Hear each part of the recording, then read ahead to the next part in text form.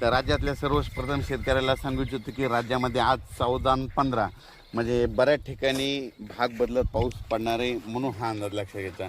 म्हणजे विखुरलेल्या स्वरूपात सांगायचं झालं तर परभणी जिल्हा, लातूर जिल्हा, बीड जिल्हा, धाराशिव, त्याच्यानंतर नगर जिल्हा, त्याच्यानंतर जालना जिल्हा, संभाजीनगर, सोलापूर जिल्ह्यात आज बऱ्याच ठिकाणी विखुरलेल्या स्वरूपाचा पाऊस पडणार आहे, म्हणून हा अंदाज लक्षात घ्यायचा.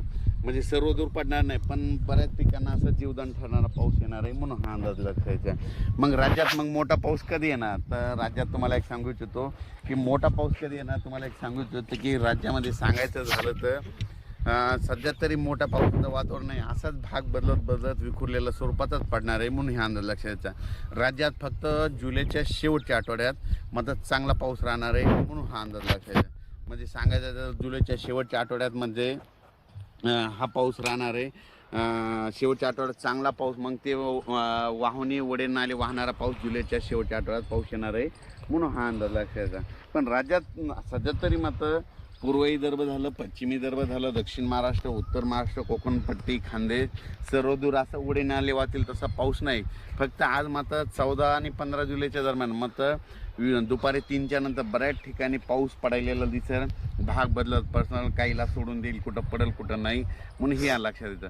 पण राज्यात सध्या तरी मोठं नाही, पण राज्यात मात्र 14-15 आज बऱ्याच ठिकाणी ठिकठिकाणी पाऊस पडणार आहे, म्हणून हे लक्षात यायचं. राज्यात नंतर काय होणार आहे, 18च्या नंतर परत एकदा वातावरण चेंज व्हायला सुरुवात होणार आहे. 18च्या नंतर काय होणार आहे, मग हे नांदेड जिल्हा झालं, लातूर जिल्हा झालं, अक्कलकोट, सोलापूर, उदगीर, निलंगा ह्या शेतकऱ्याचं काय झालं, पाऊस नसल्यामुळे त्यांचे सोयाबीन थोडं सुकत येतं. त्यांना सांगू इच्छितो की 18च्या नंतर तुमचं नांदेड झालं, धर्माबाद झालं, बिलोली झालं, नायगाव, त्याच्यानंतर इकडं त्याच्यानंतर जळकोट, त्याच्यानंतर अक्कलकोट ह्या भागामध्ये मग 18-19पासून जरा चांगलं तुमच्याकडं पाऊस पडणार आहे. कारण की काय होणार आहे, 18च्या नंतर तेलंगणा, आंध्र प्रदेश, तामिळनाडू, कर्नाटक तिकडे पाऊस पडत राहिल्यामुळं आपल्या महाराष्ट्राच्या सीमालगत ह्या पट्ट्यामध्ये पाऊस येणार आहे, म्हणून त्यांच्यासाठी म्हणजे लातूर जिल्ह्यातल्या त्या बॉर्डरच्या शेतकऱ्यासाठी आनंदाची बातमी. पण राज्यात मात्र 22 तारखेच्या नंतर परत आता वातावरण म्हणजे असं वाढत 22 जुलैच्या नंतर चांगलं वातावरण वाढत जाईल.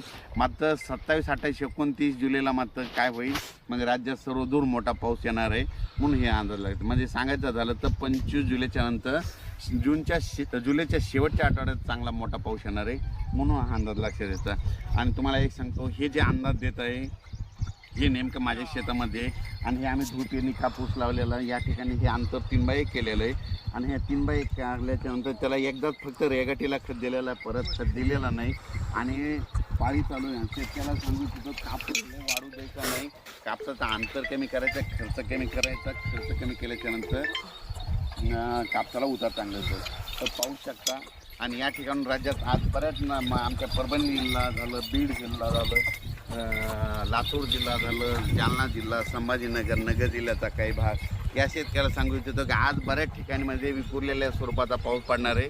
ज्यांना पडला त्यांना चांगलं होणार आहे, काही जणांना सोडून देखील देणार, म्हणून हे लक्षात येतं. पण राज्यात सध्या तरी म्हणजे 20 तारखेपर्यंत तर 20 जुलैपर्यंत तरी असं सर्वदूरचा पाऊस नाही, फक्त असा विखुरलेल्या स्वरूपाचा पडणार आहे, म्हणून हा अंदाज लक्षात घ्यायचा.